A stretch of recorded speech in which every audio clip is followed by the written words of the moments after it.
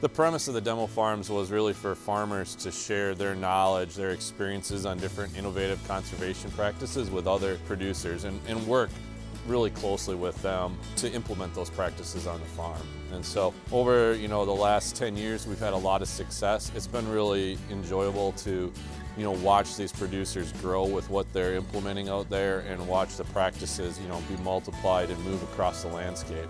My experience with the demo farms has been great. We've been able to collaborate with other producers that are doing the same types of practices, some a little bit different, collaborating on ideas, things that work, things that didn't work.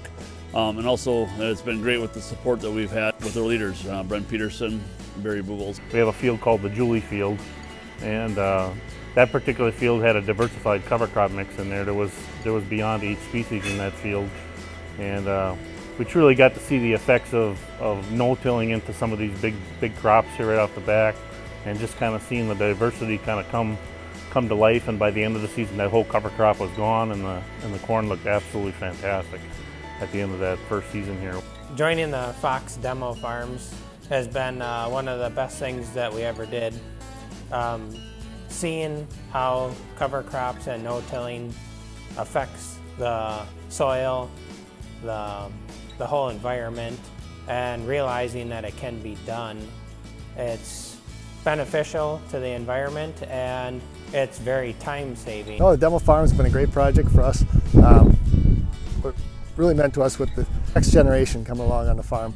We've innovated a lot of things in the last 5-6 years that I think they can use in the future to help improve the farm and the land to stay in farming. Yeah, we've had a great experience being a demo farm. We found out we're really helping contribute to soil health and working with everybody, learning their experiences, and it's really, I think, paid dividends. Demo farms have been very successful in that they have been the models for other producers here in the watershed to look at, to ask questions of, and to learn from, and just seeing that growth across the watershed's been tremendous. Things have just really blossomed here all over the watershed. We've got cover crops in locations where I know producers aren't getting any cost sharing, and we've got more ground cover than I can ever remember in my lifetime, and I'm born and raised in this area. It's really been nice to see, and there's a lot of compliments you're hearing from the neighborhood, and they like to see the signs up, and it's just really been kind of special that way. I think that we were hoping that